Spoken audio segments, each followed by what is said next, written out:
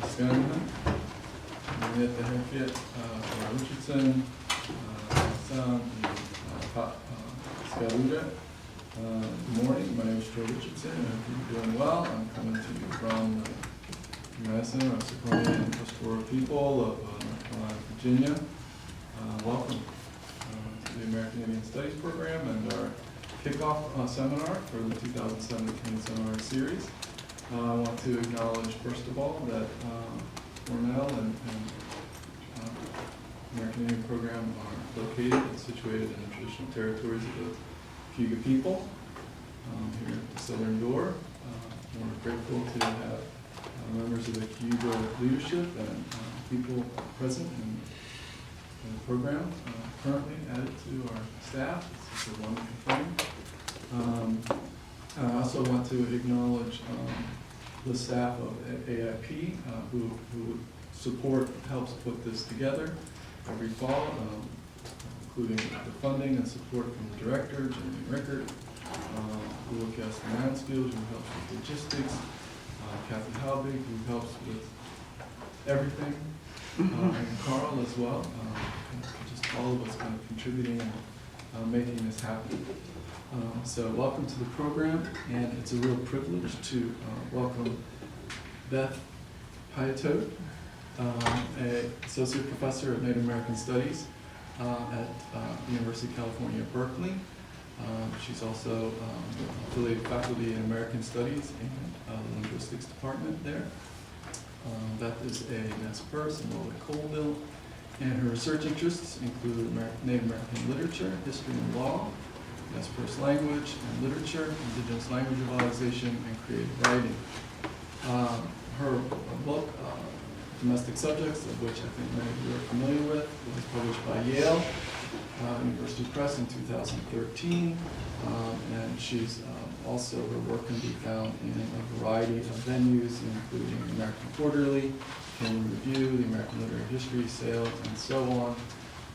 She was co-editor with Chadwick Allen of the special double issue of the Society of American Indian and Its Legacies, also 2013, and has a broad purview, I think, in American Indian Indigenous Studies and Linguistics. It's really exciting to have her join us here at Cornell for her talk entitled here, Visions of Indigenous Law in Louis Urges LaRose. So please help me welcome Beth to the American Institute.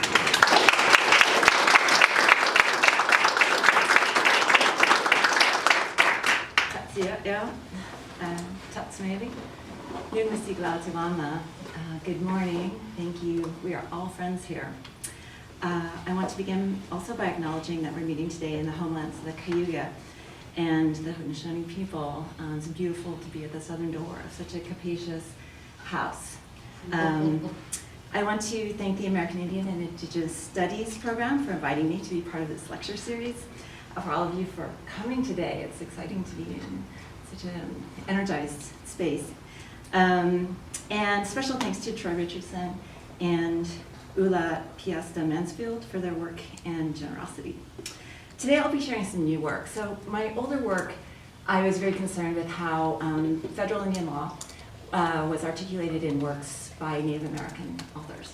And now my work is increasingly turning toward how Indigenous principles of law are expressed through literature and other cultural forms.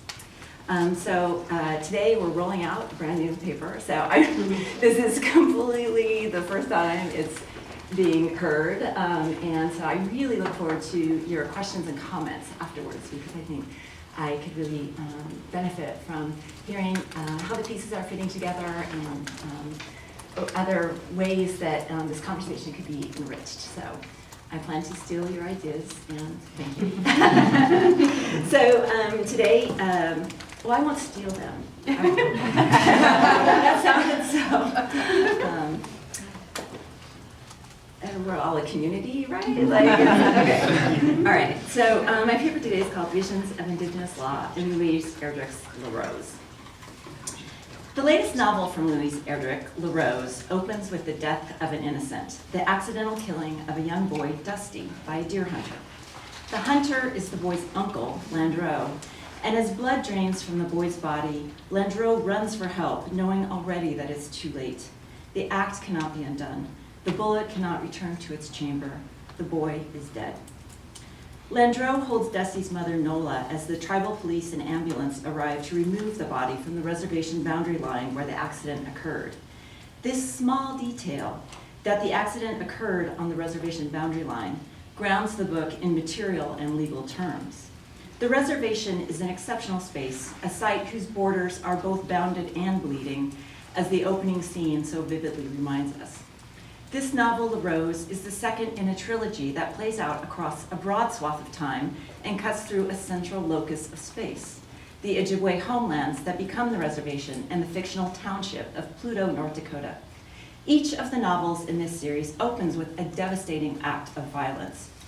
The first, the 2008 Plague of Doves, an unidentified killer guns down a white family in their home, leaving only the infant daughter to survive. This crime is pinned on a 13-year-old Indian boy who is subsequently hanged for it by extrajudicial means, by a lynch mob. The third novel, The Roundhouse, released in 2012, opens with the brutal assault of two Indian women. One survives and the other is killed, and quickly plunges into the jurisdictional quagmire that thwarts efforts to seek out the perpetrator, no less bring him to justice. And Professor Chaffetz has very recently co-authored with my colleague, Sherry Hundorf, an essay on law and violence in this novel. The Roundhouse explores the inverse relationship between an excess of legal systems and the absence of paths to justice, poignantly illustrated by the arrival of tribal, state, and police and federal branches of law enforcement at the hospital bedside of the survivor. The forces of law converge and collapse. The officers are immediately stymied by two key unknowns in the case, the who and the where of the crime, which are necessary facts to determine jurisdiction in a post-reservation, post-Major Crimes Act, post-Oliphant Indian world. When the pursuit of justice in the American legal system is thwarted, the narrator turns to older Ojibwe forms of retribution, but this does not produce entirely satisfying results. Each of the novel positions the structures and limitations of American law against other possibilities, including the possibility that principles of Indigenous law may come into play, either partially or fully. In the second and third novels, the possibilities of challenging dominant forms of law emerge, as the plot of La Rose animates Indigenous law as an outright alternative to American law, and The Roundhouse figures Indigenous law as a simultaneous parallel path alongside American law. As they unfold, the novels show the failures of law, whether Indigenous or settler colonial, to provide satisfaction or what one may consider justice in the face of loss. Given the failures of justice, the question arises whether the pursuit of justice is a reasonable purpose of law at all. This question comes into relief in part because the novels open with shattering violence, the killing of a white family and the lynching of an Indian boy, the rape and murder of Indian women, and the accidental killing of a 5-year-old boy by his own uncle. In the face of these losses, what justice is possible? In the opening pages of La Rose, Landreau's wife, Emmeline, quote, did not know how she or Landreau or anyone, especially Nola, the boy's mother, was going to go on living. The question of how to go on living becomes the central theme of La Rose. Turning to an older Ojibwe practice, Landreau and Emmeline make the anguishing decision to give their 5-year-old son, La Rose, to live with Dusty's surviving family. In delivering La Rose to Peter and Nola, the parents say only, "Our son will be your son now," and "It's the old way."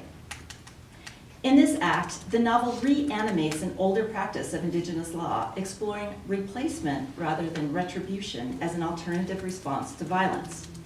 The child La Rose, who is at the center of this exchange, bears the name and key characteristics of several generations of La Roses who came before him.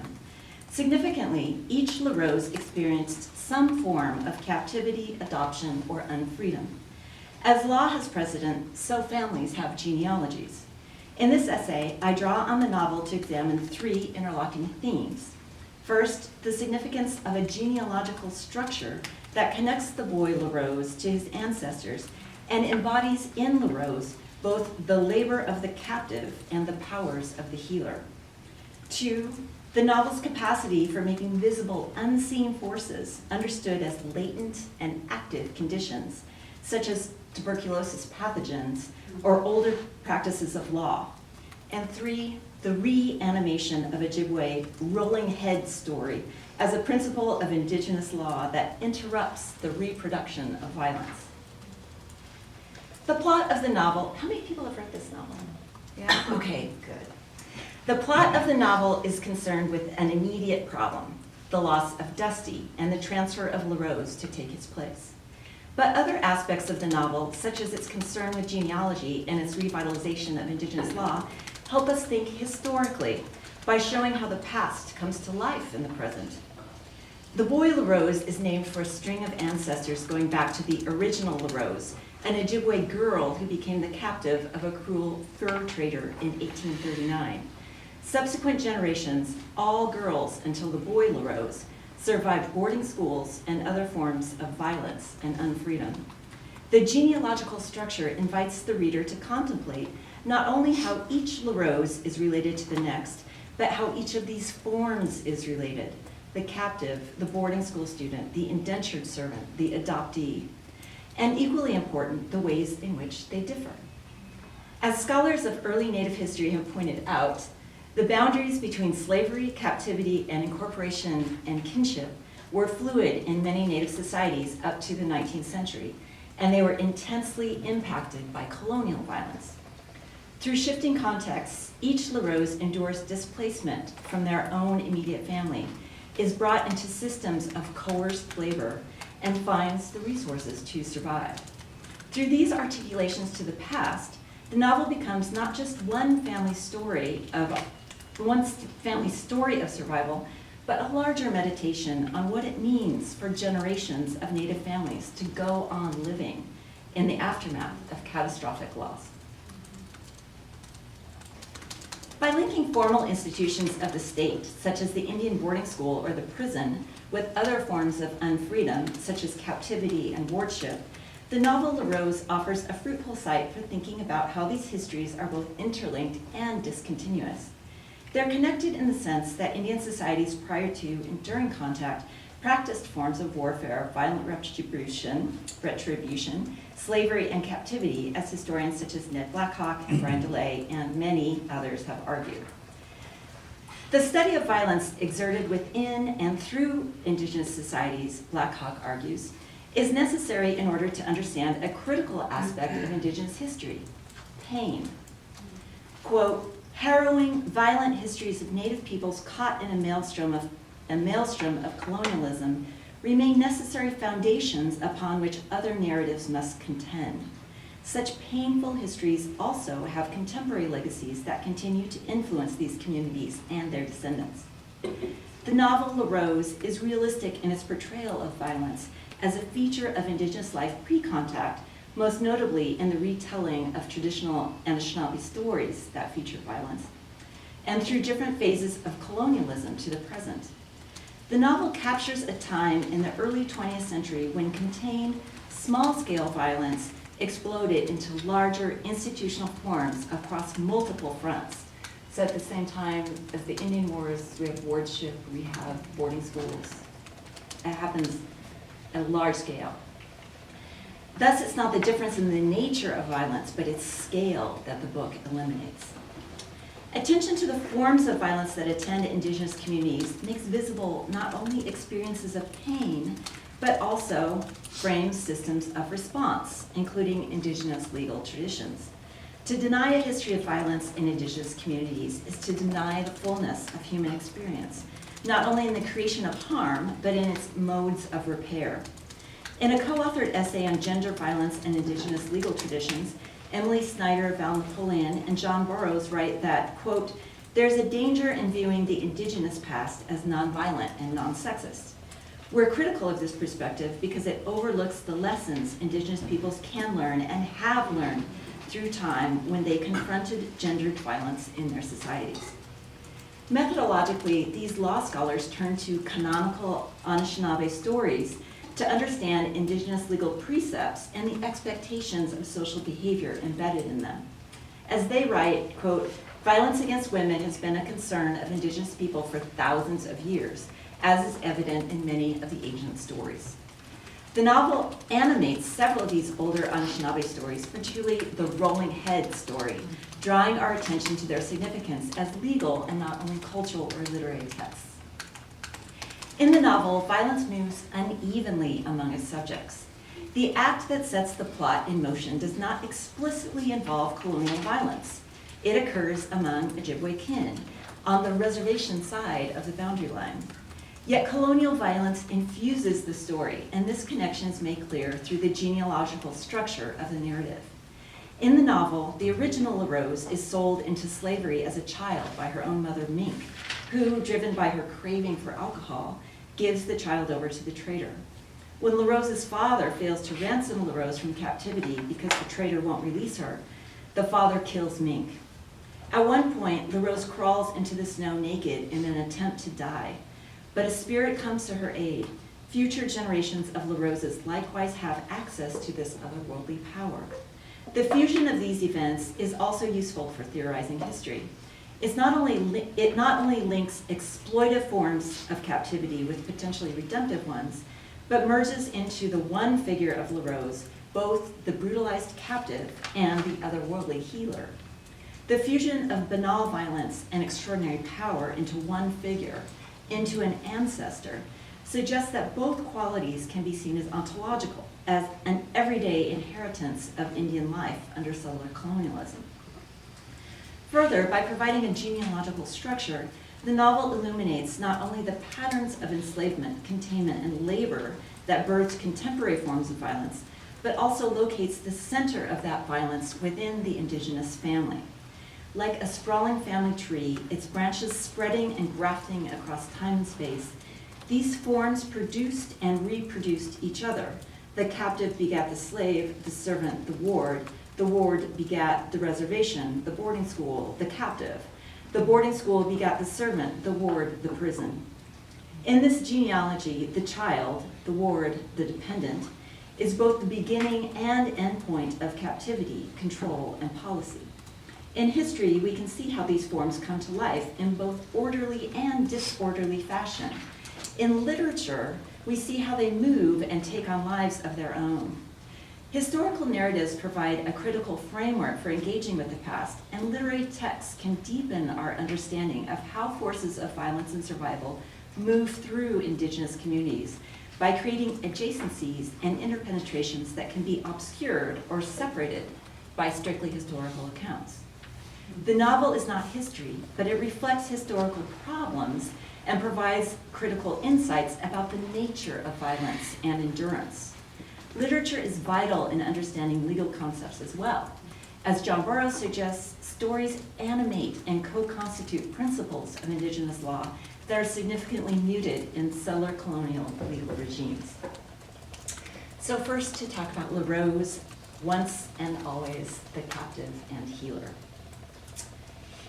Although the original LaRose is rescued from her captivity by collaborating with a trader's assistant, the soft-hearted clerk named Wolfred, she is never entirely free. Wolfred, hoping to marry LaRose when she becomes an adult, takes her to a village where a missionary offers to send LaRose along with other Indian children to a mission boarding school. With this plot development, the story shifts from small-scale, informal practices of captivity, slavery, and indenture into large-scale institutional systems, such as boarding schools, outing, and other contract work programs. This is not to say that Native people did not experience incarceration, disciplinary schooling, or other kinds of unfreedom prior to the mid-19th century, but rather it's at this point that the multiplication of these large-scale institutions operating simultaneously created a carceral environment at a new, previously unknown scale. While attending the missionary boarding school, the original LaRose contracts tuberculosis, a disease she manages to live with following her release from the school, marriage to Wolfred, and birth of 4 children. Eventually, however, the disease overtakes her, and the devoted Wolfred takes her to a hospital where she later dies. Wolfred never recovers her body, however, because her corpse is handed over to a museum for study. Despite years of attempts to rescue her from this captivity, Wilfred never succeeds, as LaRose remains once and always captive. Successive generations of LaRoses continue to petition for the return of her remains. The arc of LaRose's story suggests that for Indian bodies upon which the state has made a claim, there is no freedom in life or death. In the novel, there are 5 LaRoses across 6 generations, and while they each are related, so too are their experiences. The first LaRose, quote, went to mission school, married Wilfred, taught her children the shape of the world, and traveled that world as a set of stolen bones. Second, her daughter LaRose, who went to Carlisle.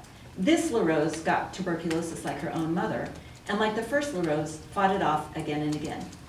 Lived long enough to become the mother of the third LaRose, who went to Fort Totten and bore the fourth LaRose, who eventually became the mother of Emmeline, and the grandmother of the last LaRose, who was given to the Ravitch family by his parents in exchange for a son accidentally killed.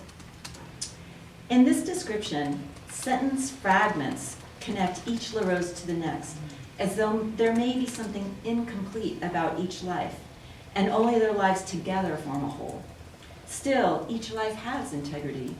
It's not just the lives, but the geographies that link various institutions and forms of unfreedom. Fort Totten is a perfect case of one form of domination morphing into another. The fort was established in 1867 in North Dakota as a military post and converted directly into an Indian boarding school in 1891. It continued as an Indian boarding school until 1935, when it became a tuberculosis preventatorium, until 1939, continuing to house students. So some of the students who were already sick just stayed there as it became a tuberculosis center. After that, it served as a reservation day school until 1959. In 1960, it became a historical site, a space dedicated to U.S. national memory. So you see how like every institution of dominance is morphed in this one single site.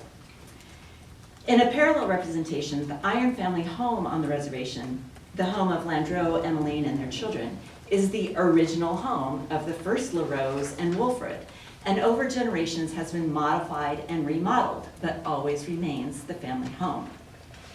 Here's the description. The entire first family, babies, mothers, uncles, children, aunts, grandparents, had passed around tuberculosis, diphtheria, sorrow, endless tea, hilarious and sacred, dirty, magical stories. They lived and died in what was now the living room, and there had always been a LaRose. In this passage and elsewhere, there are direct connections between the schools, the home, and the cycles of violence. The lessons, and just as important, the pathogens that are acquired in the school continue to live on, even as the characters return to lives and families elsewhere. These traces of captivity and violence are linked, as the schools infected its students not only with deadly diseases, but acclimated them to criminality, punishment, and lives of incarceration. In the novel, following the death of her mother, the second LaRose is sent to Carlisle Indian School, where she learned, quote, how to sew with a machine, how to imagine her own mouth sewn shut, for speaking Anishinaabe, for learning how to endure being beaten with a board, how to eat with a fork, a spoon, how to lard bread correctly with a knife, how to grow vegetables, how to steal them, how to make soap, scrub floors, scrub walls, scrub pots, scrub the body, scrub the head, scrape a floor clean, a commode, a pantry shelf by shelf, what rats were and how to kill them, how to supplement her diet by stealing from the surrounding farms or gathering nuts and acorns, hiding them in her bosom. The list of things that this LaRose learned at Carlisle goes on, demonstrating the formal and informal lessons of the school, that Indian bodies were made to be scrubbed, beaten, overworked, surveilled, starved, diseased, despised, and criminalized. The list indicates that the civilizing mission of the schools created petty criminals of its wards.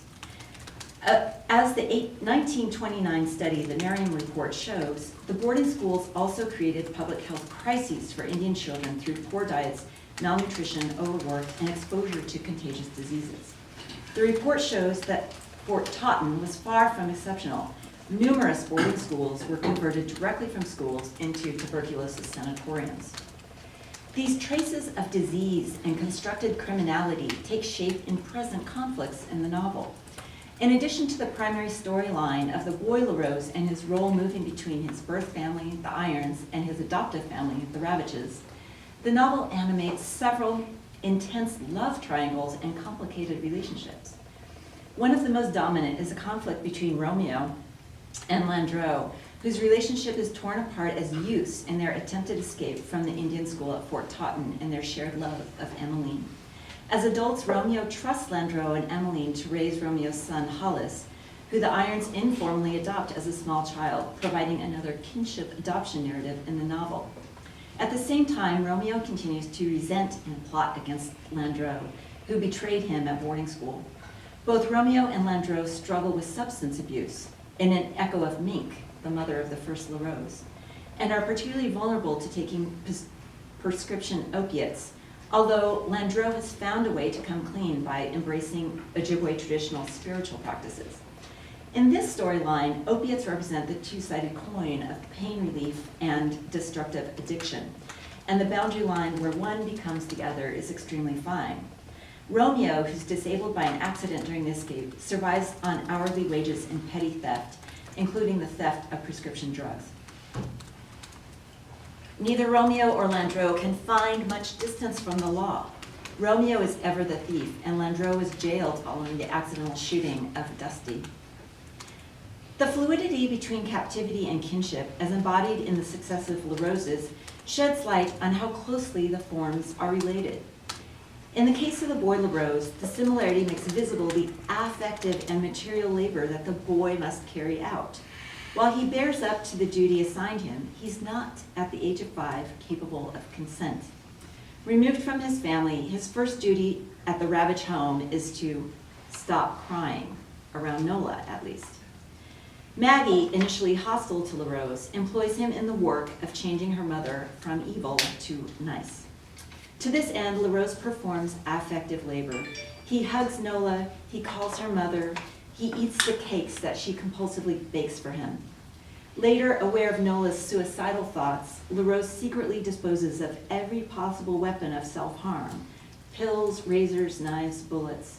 The removal of bullets ultimately saves his birth father, Landreau, from the rage of Peter, so that LaRose actually saves each of his new family members. Both families recognize that LaRose is in a situation of coerced labor as he works to condole the Ravage family and replace Dusty. As Landreau asserts to Peter, quote, "I'd give my life to get Dusty back for you. LaRose is my life. I did the best that I can do." In a bitter vein, LaRose's teenage sister, Josette, confronts Emmeline. "So will you give me away if you kill somebody, Mom?" Once at the grocery store, LaRose sees his mother, Emmeline. He runs to her and they melt together. With Peter's assent, she walked to the store with him, talking. It was like being heart dead and then heart alive, but she couldn't shop forever. When it came time to leave with Peter, LaRose got in without crying, buckled himself into the back seat. His wordless bravery choked her. As they drove away, he waved at Emmeline. He seemed to float from her on a raft of frail sticks. Many times each day, she questioned what they had done. While it's true that LaRose is exceptionally equipped with wisdom and healing power, he is still only a boy, and he's assigned to carry out an enormous task. The work of healing, of simply making the lives of his family and kin bearable, is real labor, both affective and physical. If we see the story of LaRose as a microcosm of broader Indigenous experiences of loss, we can contemplate how generations of Indigenous families and communities have been consigned, without consent, to the heavy labor of healing historic and personal pain. So next I want to talk about this unbounded force of latent and active conditions. In his monograph on Indigenous principles of law, John Burroughs suggests that official state structures seem to carry viruses that are most harmful to Indigenous peoples. Colonialism, imperialism, and inequities bred through cronyism and unbounded capitalism are deeply entangled with formal state structures. This medical metaphor takes on material properties in the novel, which figures tuberculosis, a bacterial, not viral, disease, as an unseen, unbounded force that can awaken from dormancy at any moment. One passage personifies tuberculosis by the violence and displacement and the impact of carceral institutions. Tuberculosis remains today disproportionately high among Native American communities. A recent report found that rates of TB among American Indians and Alaska Natives is more than 5 times the rate of non-Hispanic white population. That's a category, right? And that homelessness, alcoholism, and poverty were significant factors. Tuberculosis is also a major health concern for another American demographic, prisoners. The novel reveals public health problems not only as having roots in colonial systems of domination, but as ongoing conditions that Indigenous people continue to fight. No question to the violent nature of the struggle or its origins or current manifestations. So even though we can say boarding schools ended, tuberculosis and other conditions live on. The latent and active threat of tuberculosis provides a useful structure for understanding the structure of violence in Indigenous communities. Because of its latent qualities, TB can arise in bodies without a direct, visible connection to its source. In the same way, oppressive state structures exist in latent and active presence in Indigenous bodies and lives. The intertwined legal conditions that exist as latent and active structures of violence are warship status and congressional plenary power over tribes. The legal history that created these conditions at a large scale is the 1830s Marshall Trilogy. I'm sure we're all quite familiar with this. A foundational set of rulings that characterized the relationship of the tribes to the American nation as resembling that of a ward to its guardian, and thus constructed the Indian as always already attached to the state's institutions. Although the 1924 Indian Citizenship Act extended citizenship rights to American Indians, we say the Mohawks did not accept that, loosening some bonds of control while tightening others, the fundamental structure of wardship has never been entirely undone. Federal Indian law is anomalous for a number of reasons, not least of which, as legal scholars Robert Williams and Matthew Fletcher demonstrate, the staying power of the Marshall rulings. While other areas of law have seen progress, such as the 1954 Brown v. Board of Education ruling that overturned the legal precedent of separately equal, Williams points out that the legal precedents of the Marshall Trilogy, such as the doctrine of discovery, the limits on Indian land title, the rationale of Indian savagery, and the structure of wardship remain intact. With the Marshall rulings, the U.S. moved an entire class of people, Indians, into state custody as wards of the nation. While there's nothing unusual about the state acting to rescue or punish individuals on a case-by-case basis, Cherokee Nation v. Georgia was unusual because it imposed wardship status on all Indians. Who was a ward of the state in the 19th century? Orphans, the poor, prisoners, and Indians. For the former categories, wardship was a condition entered into through a specific set of circumstances. For Indians, it became an ontological fact from the standpoint of law. This blanket approach was a cornerstone fixture of the large-scale removal of Indian children from their homes to attend federally mandated boarding schools, as Margaret Jacobs points out. Quote, "What set the removal of American Indian children apart from the institutionalization of immigrant and working class children is that the state never envisioned the removal of all children of immigrant and working class parents as it sought to place all Indian children in boarding schools." Thinking through the genealogies reflected in LaRose, it is the state of wardship that moves captivity from a small-scale enterprise to an unbounded force, capable of capturing any Indian in its path. Under wardship, the state attaches to Indian bodies in the same way that a latent disease sleeps in the flesh, moves through the lungs, and can come to life at any moment. And we have hanging over our heads, always, congressional plenary power. Any moment, that can affect us.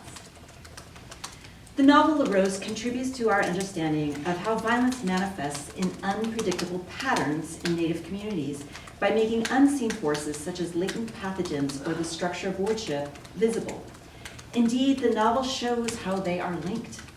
But even as there are conditions that weaken, there are conditions that offer strength and transformation. The physical plane of the novel setting is a landscape in which Anishinaabe language, stories, spiritual power, and the influences of the dead, whether ancestors such as the first LaRose or the recently departed Dusty, interface with the living, and are, in fact, constitutive of a larger animate world. And this is the landscape that offers the possibility of older forms of Indigenous law, what we may perhaps call dormant forms, to reanimate, to reawaken. In short, the reservation side of the boundary line where Dusty died and where the subsequent transfer of LaRose to the Ravitch family takes place is a site where Indigenous legal life worlds make such a gesture possible. In his recent article on the revitalization of Indigenous law, Aaron Mills argues that every legal tradition belongs to what he terms a life world of language, stories, and values that give it meaning.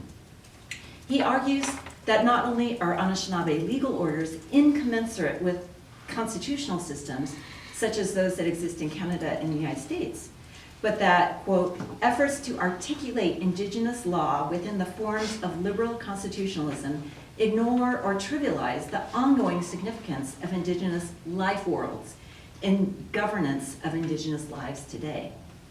The novel, by setting the terms of law, by posing the fundamental question about the purpose of law, invites readers to contemplate what could happen if contemporary families embraced the old way. Mill's point that legal traditions make sense within particular life worlds is significant in contemplating the movement of LaRose from his own home to the Ravitch home, and how different legal orders articulate him as a subject. As an expression of the old way, we see in the novel that LaRose's transit is painful, labor-intensive, and yet healing. At some points in the novel, Landreau and Peter discuss formalizing the adoption of LaRose into the American system. But ultimately, this never happens. This decision makes clear how differently the two legal systems operate. To enter this arrangement into the American system, LaRose would become something else, property, in the way that all children are property. Children belong to their parents' households, serve as tax deduction, have rights to inheritance, and are otherwise calculated as individual parts of a nuclear family property system. Parental rights would be extinguished for Peter and Emmeline and reattach to Peter and Nola, rather than move fluidly between the families, or, as happens in the novel, are renegotiated over time. The American legal structures that would formalize adoption reify the nuclear family, which would undermine the gesture of transfer and the affirmation of the kinship system. The purpose of moving LaRose is not to harden the boundaries between the families, boundaries that have been irrevocably destroyed anyway by the sudden collision of their lives through Dusty's death, but to heal them and extend the kinship system. And as the novel reveals, the old way is not an easier way. In some respects, it's harder, but it is a way to go on living. So now I want to talk about this fantastic intertext in the book, the animation of Indian law through the rolling head story. When Wolfred and the original LaRose make their escape from the trapper McKinnon, they do so by conspiring to poison him. LaRose gathers some plants from the forest, and Wolfred cooks them into a stew, which McKinnon heartily consumes. In the middle of the night, McKinnon begins to thrash and squeal as his head turns purple and swells to an enormous size. Leaving this monstrous scene behind, LaRose and Wolfred hasten away. As they part, a weak McKinnon calls out, "My children, why are you leaving me?" And LaRose sees his enormous, decapitated head following them. Even as they make their way into the woods, the sound of his raspy breath follows them. One morning, they see that McKinnon persists in following him. McKinnon's head, rolling laboriously over the snow, its hair on fire, brightly twitching, flames cheerfully flickering. Sometimes it banged into a tree and whimpered. Sometimes it propelled itself along with its tongue, its slight stump of a neck or its comically paddling ears. Sometimes it whizzed along for a few feet, then quit, sobbing in frustration at its awkward, interminable progress. There's just a giant, grotesque, comical head rolling through the forest as they tried to escape.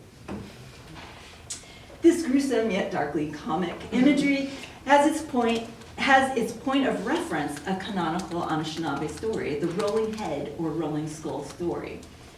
In some versions of this story, the rolling skull has like snakes coming out of the eyes and super creepy.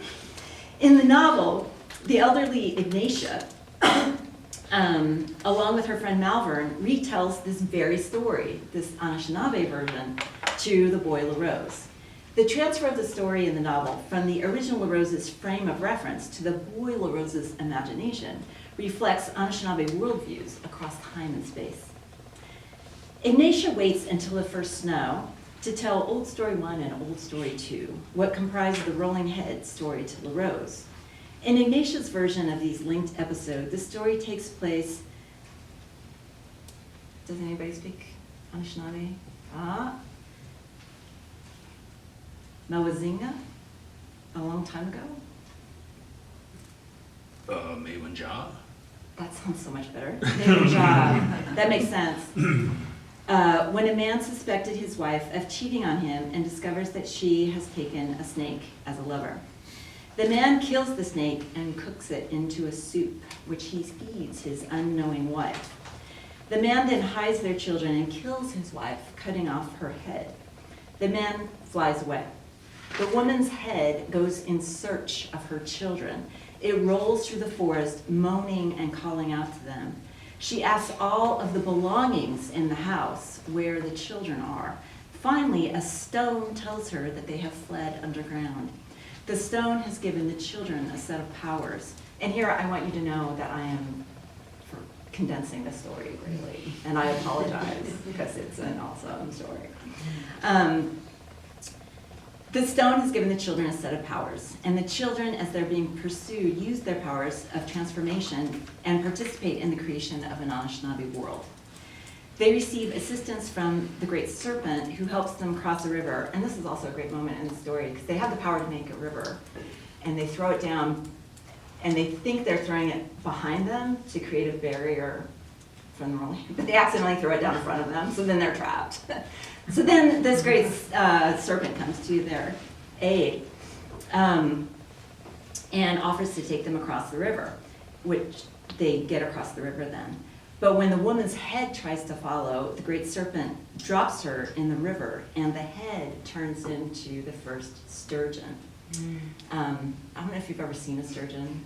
Those are some ugly, ancient fish. And I'm this person, salmon is very important to us, and sturgeon is too. Sturgeon is an ancient fish. And I want to say that the story recorded in the novel has some differences from other versions of this story I've seen elsewhere. So just be aware of that. So the boy LaRose is enthralled by the rolling head story, the story of getting chased, maybe getting caught. Ignatia responds, "It is about getting chased." She continues, "We are chased into this life. The Catholics think we're chased by devils, original sin. We are chased by things done to us in this life." "That's called trauma," said Malvern. "Thank you," said Ignatia. "We are chased by what we do to others, and then in turn what they do to us. We're always looking behind us or worried about what comes next." As Snyder, Napoleon, and Burroughs have argued, the existence of this old story, with its shocking elements of murder, domestic violence, child abandonment, and trauma, is evidence that Indigenous peoples have dealt with violence in their own communities for a long time. Such stories are instructive in revealing legal principles for dealing with violent behavior. Co-authors Snyder, Napoleon, and Burroughs specifically analyzed the Rolling Skull story to draw out feminist approaches to violence against women, giving particular attention to the gendered power dynamics at play. Burroughs suggests that this story has been told through time to cause people to deal with their communities and individuals' grossest defects, as well as partially suggesting how these offenses might be addressed. In responding to harm, the story offers helpers who reflect a responsibility to protect others and collectively respond to violence. In the novel, the Rolling Head story greatly enriches our understanding of the relationship between violence and law.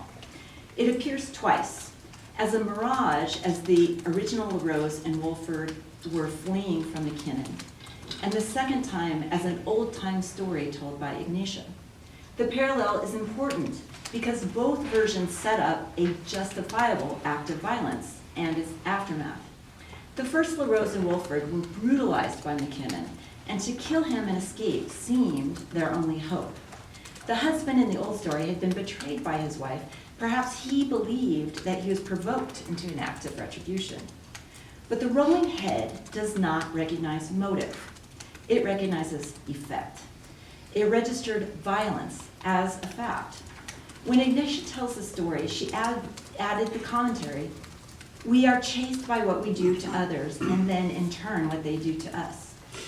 To Ignatia, the Rolling Head is the manifestation of wrongs, rather committed by or against us. Malvern's take is that the Rolling Head is trauma. These interpretations are compatible, especially when considering intergenerational trauma. In the old story, the Rolling Head first pursues the perpetrator and then their children. And by drawing on their own ingenuity, special gifts, and the assistance of others, they're able to stop the monstrous Rolling Head. This is one of the lessons of the story. Trauma can be stopped. So my conclusion now is the promise of law and the labor of pain. You will live. It's through spiritual guidance that Landreau and Emily are able to make the difficult decision to give their child LaRose to live with the ravaged family. Early in the novel, with LaRose in a sweat lodge with them, Landreau and Emily sang to the beings they had invited to help them, and they sang to their ancestors. In the midst of their prayers, they recalled a vision that they had shared earlier while fasting. Their son had come out of the clouds asking why he had to wear another boy's clothing. They had seen LaRose floating above the earth. They had put his hand upon their hearts and whispered, "You will live." They knew what to make of those images now. Nearly those same words were delivered by a spirit being who visited the original LaRose when she tried to end her life. The being was pale blue without definite form. It took care of her, dressed her, tied on her makazina? Makazina, blew the lice off, and wrapped her in a new blanket, saying, "Call upon me when this happens, and you shall live." In both of these scenes, spiritual guidance and care is delivered in a moment of liminality, at times of extreme pain. LaRose is both the bearer and reliever of pain, and through his incorporation becomes the conduit that allows both families the bare promise to go on living after the tragic loss of Dusty. There are moments that reveal ongoing vulnerability to violence. Peter threatens to shoot Landreau in a staged accident while hunting. Nola attempts suicide. Maggie, the sister, is a victim of sexual assault. In each of these cases, LaRose plays a central role in responding to the violence, in part through his independent actions and in part through his appointed position as a connective force. Through this labor, LaRose reconstructs a stronger kinship system that provides some measure of repair without a false promise of justice. For the death of Dusty, there is no justice, no remedy for the loss, yet the survivors manage to go on. At one point in the novel, Landreau admits that he was not at all good, never would be, yet there were slender threads of okay. Those slender threads of okay form a strong enough web between the living and the dead to survive. The novel shows that these slender threads draw together a dense set of relationships connecting human families across physical and spiritual planes into a single world. The old way, what we may see as an experiment in Indigenous law in this novel, is not easy. The novel does not shy away from the heartbreak of two families changed forever by the sudden rupture of Dusty's death. it shows the hard work of living and the fact that both work and living can be at times involuntary, conscripted acts.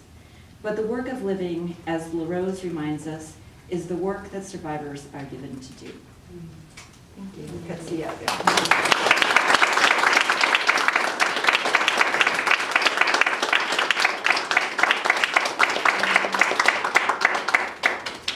Thank you for listening, and I just wanted to open up to have a conversation. Anything, any thoughts you have, comments? Don't feel obligated to ask a question. Just say what you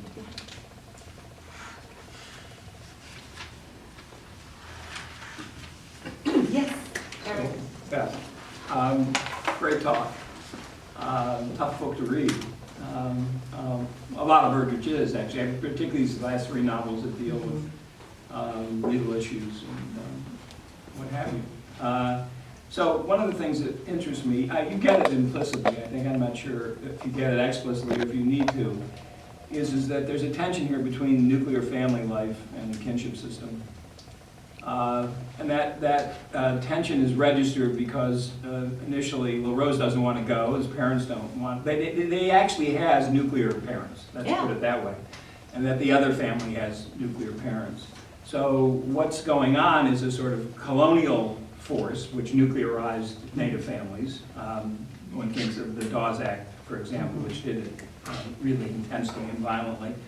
And a kinship system, which would have, if it had been intact completely, would have ameliorated the pain that occurred with the death of the son. I'm thinking most of my work is concentrated in Navajo, where everybody in the mother's clan is the mother, so that if a child dies, whatever, he automatically, fathers and women and men are mothers, that child automatically has mothers to take care of him in that clan, which would alleviate, so the family is not nuclearized, and so the response would be different. So I just wanted to comment on that.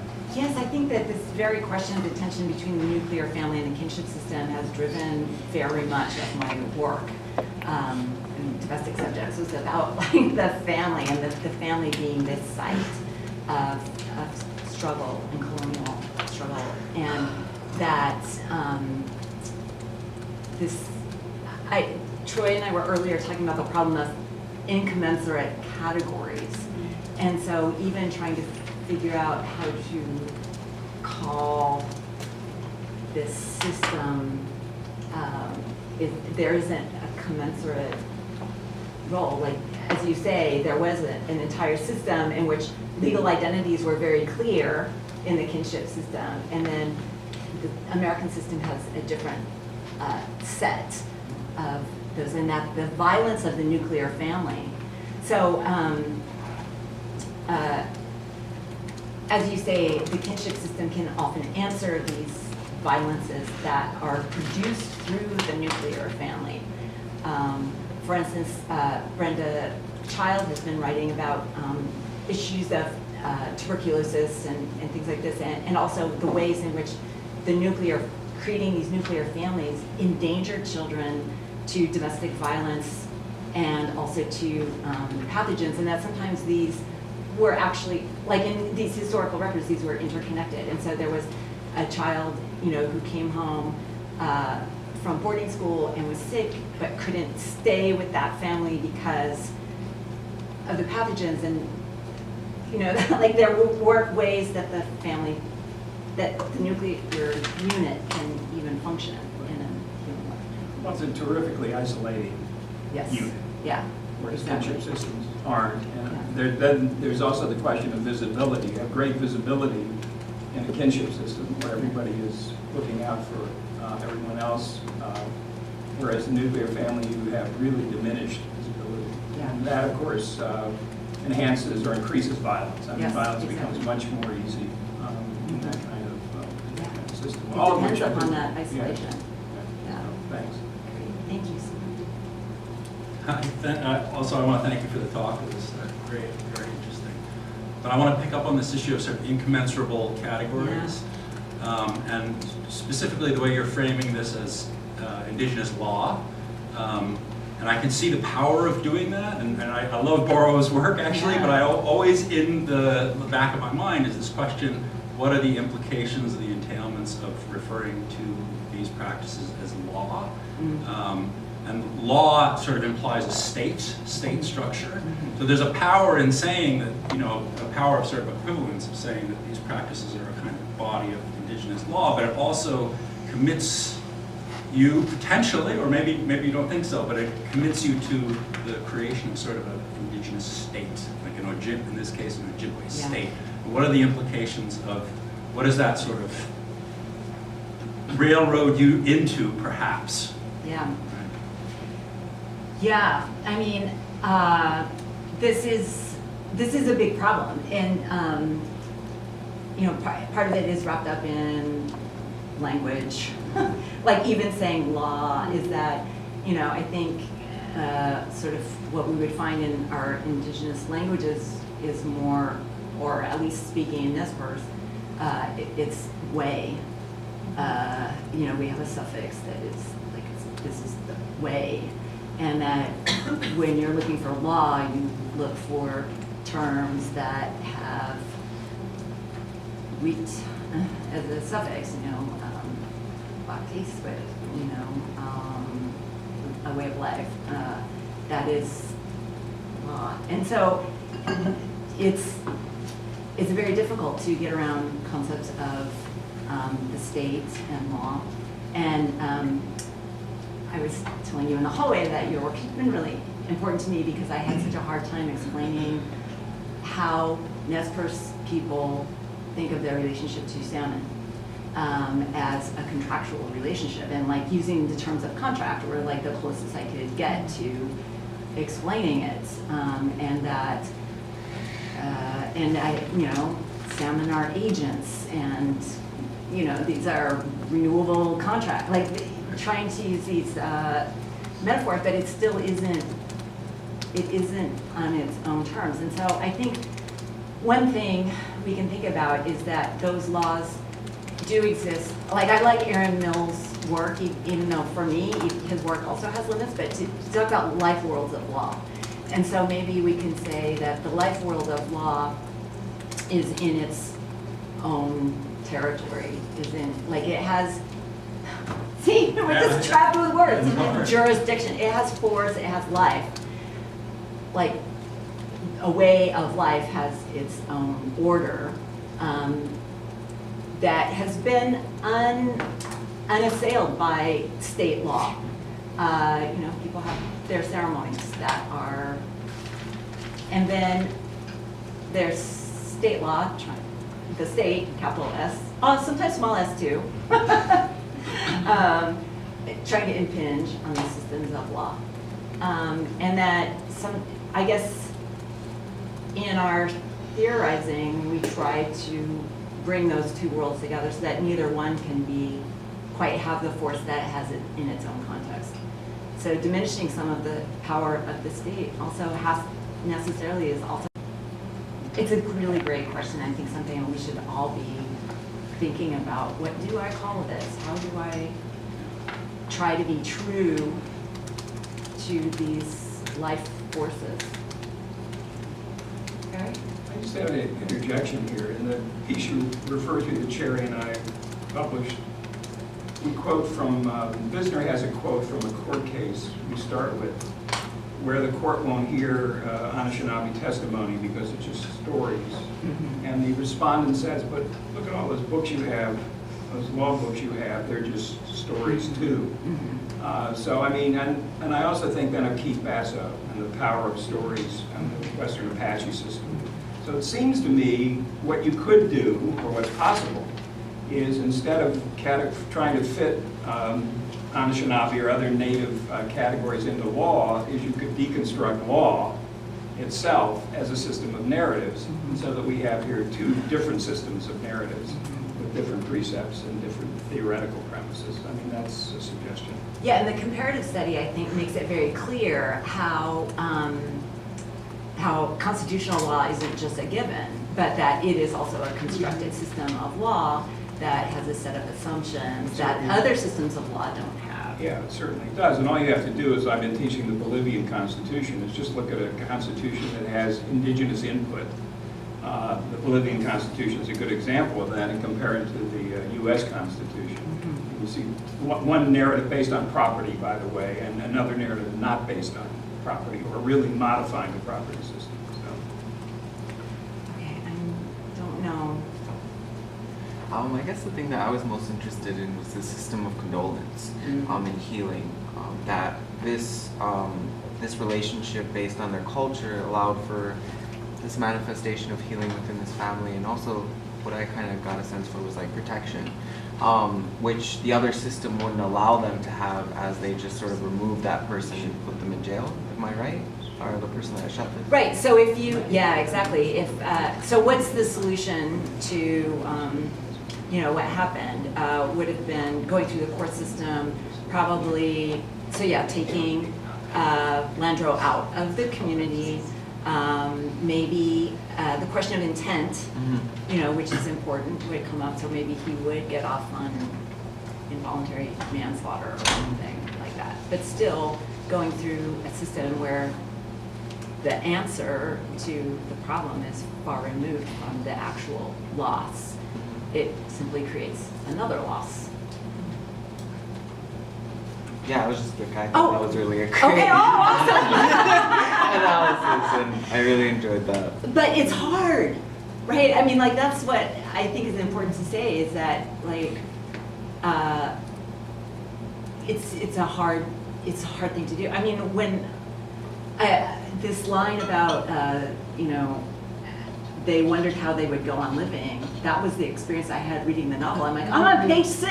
How am I gonna like read this whole thing? Like, it was so saturated with, you know, and you know, I really had to ask myself, like, could I give my child to my brother? And I think I should be able to, and yet the idea, you know, it's really, it takes so much courage to do that. It just makes me wonder. Hi, I appreciate it. Hi. No, I want to please. talk to you more, but it makes me wonder if then we're, as readers, are we then compelled to study the language, the Ojibwe language, to find out what son means, what the morphemes are. Like, if our son will be your son, well, what is son? Because maybe that's not a good commensurate idea with the English word son. That's what I was wondering. Yes, and you know, going back to this point that Eric made about uncles and mothers and so on, in a lot of societies, the relationship, you know, these generational relationships are very specific. So in the book, you know, they say this in English, you know, our son will be your son. So Yeah. it's the old way. So there is some kind of like filling in about that. Something that my reservation, Colville, did. So back when Clinton was president, there was this big devolution of ending welfare as we know it, right? And so there's a big devolution to the states welfare system, but also to tribes. And so Colville sent out a questionnaire to the tribe, and it was like, what's the relationship? What are the responsibilities of a father? What are the responsibilities of an uncle? Should a deer be acceptable in lieu of cash? You know, like trying to, like, the welfare system is one of those ways that law reifies the nuclear family, right? Like, it's a criminal act to give your welfare benefits to your sister because they're not considered, or, you know, immigration, that's another, we see some stark lines driven around, like, who counts as a family member. I mean, if we start looking into our American system of law, it's very much around reifying and hardening the boundaries around the nuclear family. And that has to do with the way that property is assigned. It's all about property, people. Well, I just realized, like, you know, because I just sound so cynical when I'm like, yeah, marriage is about property. It's not about love. Forget that. It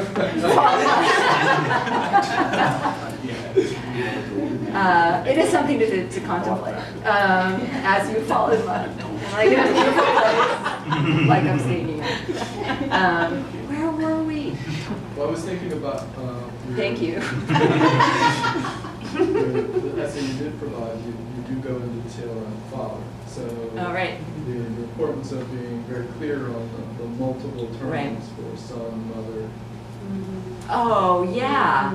I mean, this is, speaking of indigenous languages, the specificity of every single possible relationship, kinship relationship, mothers, brothers, wife, mothers, brothers, like, it's just different words for and everybody is constantly placed in that, and that those, we can say are also, well, they are relationships of responsibility, kinship, law, obligation, right? But also the listening, which is a point that you seem to make in that essay as well, right? Yeah. The term will also be dictated by who's your interlocutor. Right, exactly. Yeah, so to speak is to be in relationship to others. I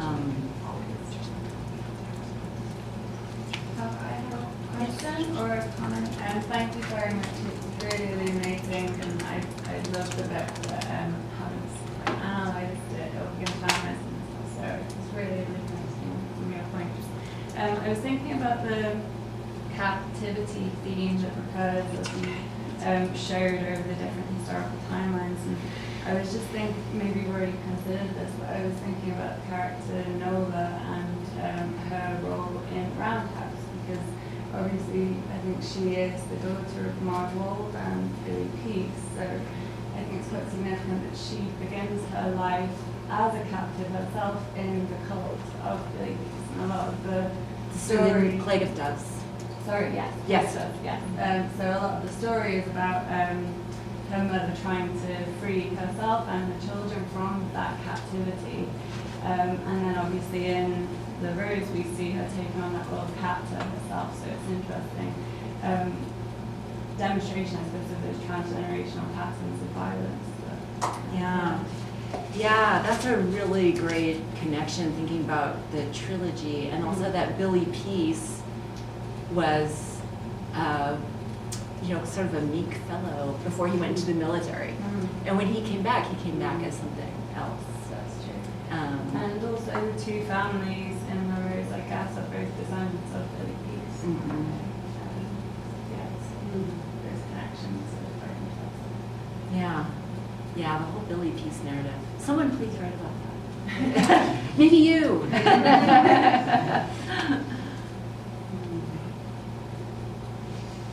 It seems like. I'm wondering, hi Beth, Hi. thank you so much. This is really, it's interesting for me, because I've never really embraced Erdrich's work. And maybe it's because in some way I felt that there's a sort of gloss over the traditions, and that it becomes the setting for a narrative that doesn't fully understand the deeper traditions. Maybe that, I'm not sure.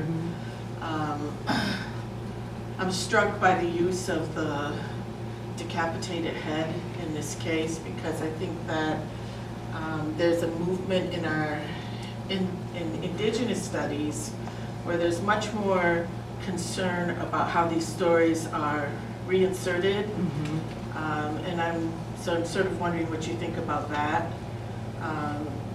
But the other thing is like an intra-Indigenous kind of, or native kind of space, in that in the East, from a Haudenosaunee perspective, this construction of the relationship between the state and the community doesn't feel right for us. And so then how do you make that clear in critique like this? How do we make it clear that her work doesn't speak for all of North America, for Indigenous peoples or for Native peoples. Then there's this other thing that I'm experiencing about this particular creek in relationship to the impact now of truth and reconciliation in Canada, and how that's being negotiated in a particular way, and where that, and I'm interested in your thoughts on where you feel that fits in relationship to the absence of a recognition or critique of this trauma in the settler state of the United States. And so I guess I've got a lot of layers that I'm kind of thinking, that you've provoked me to think about in relationship to this. Thank you. Those are all really, so I guess I just try to play my role as a this is always like a safe thing to do. It's like, it's the literacy. No like, safety it's net in here. the book. It's in the book. I'm just telling you what's in the book. You know, and I did, like, I love this rolling head story. I think it's so useful, but I also think I look at it from like the stories and so the framework. And so when you're talking about coming from a different perspective, I think that is super cool. I mean, I wish that there were ways that we would engage our own tribal Yeah, how do we talk canons. to each other? Yeah. Because this so, feels like it's being transited through a Western center. I mean, the book is it's a novel. That's a Western Yeah. form. You know, and it's you know, I was a little worried about the conflation of the rolling head story with law, like in bringing it, you know, and saying, well, it's and I should say that, you know, Borrow's in the footnotes. You didn't read too. You know, he does make clear that you know, we can learn things about law in these texts, but they are also many other things. They are entertainment. They are you know, they have all these other properties too. And so, you know, again, back to like, how do I be true to what this is? And so, I think it's interesting that the story first appears as a frame of reference for the original The Rose. So the reader is like seeing the rolling head and going, you know, like there is no kind of frame of, for me, there was no frame of reference for that. I think maybe for an Ojibwe reader, there would be an immediate recognition of that frame of reference. But then, you know, she helps you out by, you know, staging the story later. And then you can like backfill. So, let's see, where does that leave us? But I think it would be very interesting if we could do this sort of trans-Indigenous criticism, like, you know, Chad Allen and other people have talked about, where you think, well, so given the aesthetics and principles of my tradition, I would read this story as X. And so, of course, to me, the most resonant moment in that whole story is like the creation of the sturgeon. I'm like, oh, we have sturgeon too. Those guys are totally scary to look at. And to think of looking at a sturgeon as this rolling head, you know, as having come from the rolling head, I think that would be a really interesting way to think about the sturgeon. So I think that there is interest and there is movement, and I guess trying to figure out how to do it is sort of the question, like how can we like really engage Indigenous stories across tribal traditions in sort of a way that seems true to our own tradition and to theirs. You know, like I think there is becoming space for that, and I think it's not just the literature, but you know, the art, and you know that all of these. You know, I think that like your installation art and different things that you've been able to do have made that space. And so again, not speaking of space as metaphorical, but real space. You have to have real space to do these kinds of conversations. What about the difference between the way in which the boarding school experience is being, the question or impression of reconciliation in Canada versus the absence of that in the States? Like, how do you think that would impact? Do you think there's room for a comment about that in your analysis? Of this paper to talk about the TRC? In the, well, just the broader issue of how this surfaced as an institutional structure. So I really want to hear more from Indigenous Canadian scholars about the TRC, and I've heard really different experiences about it. My orientation, and I think we've already established this, it's like, it's about property. So when I hear like reconciliation, and it's the account books, Right. you know, oh, we're going to account for things. People are going to account, they're going to recount their experiences. There's going to be some accounting of what happened. And we're going to try to balance the books without really balancing the books. Yeah. And so that it is in the service of the state to try to, when I look at the TRC, I think about the Indian Claims Commissions, you know, and their work. They're, you know, like, well, we're going to try to, you know, balance the books and cut you a check and then we're good and we can move on. I think that it's just a very complicated thing, because then what, do you not have one? Do you not face this history? Do you not, you know, Chief Sinclair said, we want every single Canadian to come to terms with this history. Okay, that's a really good goal.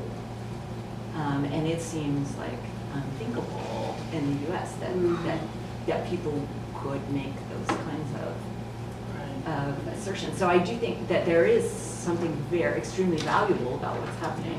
But what I fear is that it's the sort of reconciliation in terms of the accounting, historical accounting.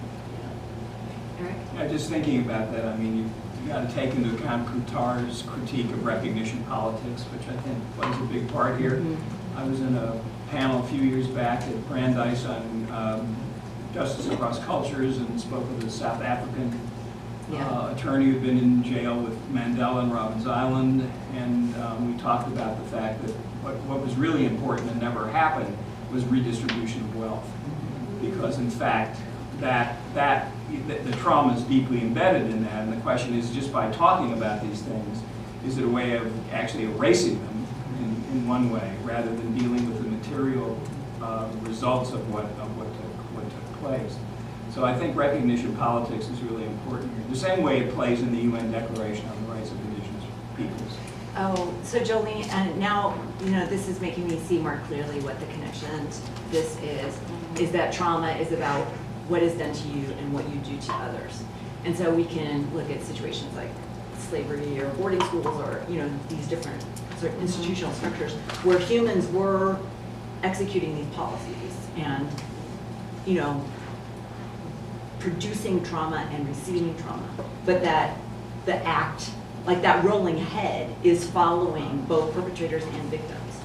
And it's uneven what the distribution of that is. Yeah. But, you know, I think, you know, the nightmare of the South is that, you know, that white people have to come to terms with the barbarity of slavery. And of genocide. And genocide. Yeah. Yeah. Yes, I mean, like, let's make a list. Yeah. Thank you. Should we have some lunch? Let's have one more question. Hi. Thank you so much for this talk. I've only read bits and pieces of this novel, but my question was, could we ascribe anything to Erdrich's decision to make a boy LaRose after the 5th generation?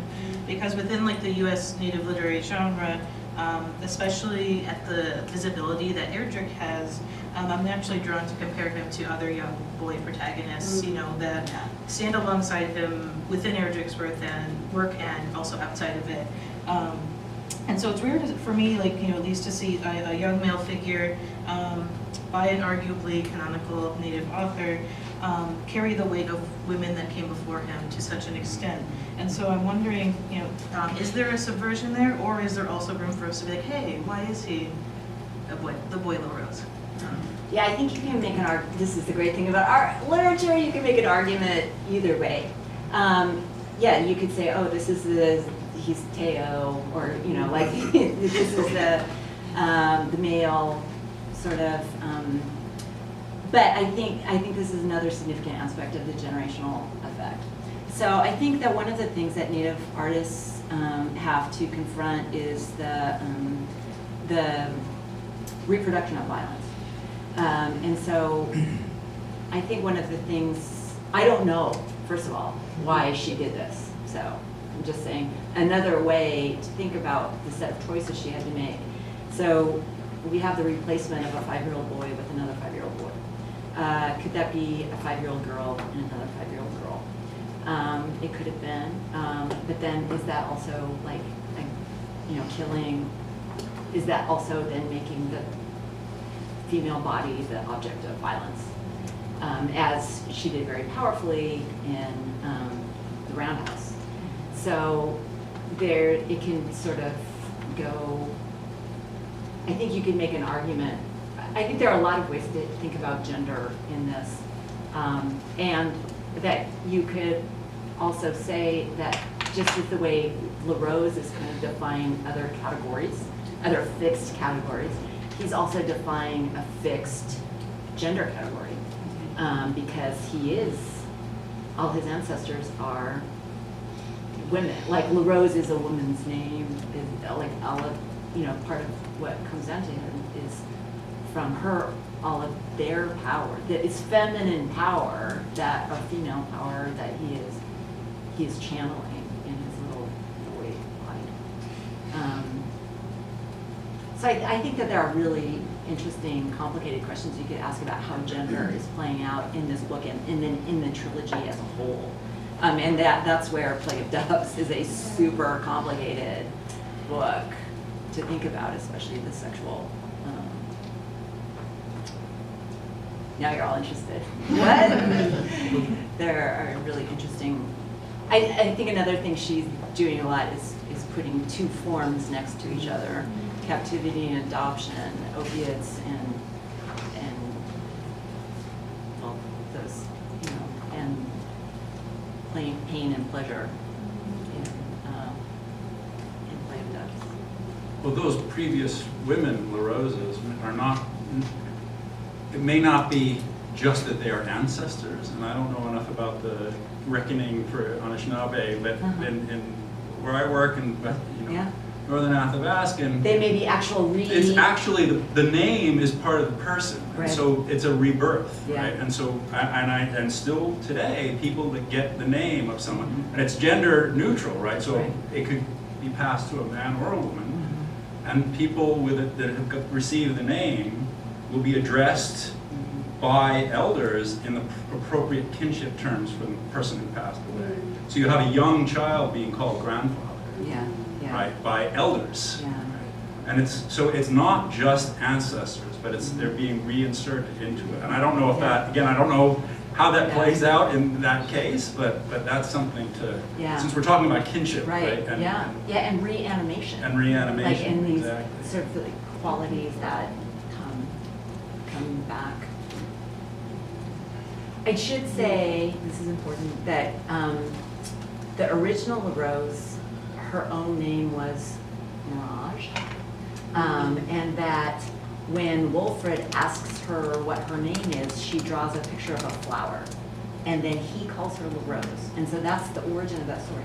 And then of her name, and then in this sweat that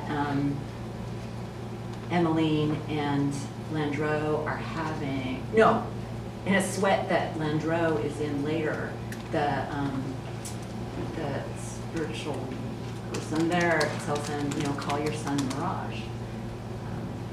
So that's, I mean, also like there is significance to the name, and I don't know exactly how the names are playing out in the novel, but All right, Yes, we well, should. let's continue the conversation. Okay. So please join us for lunch, and thank you so much for. Thank you.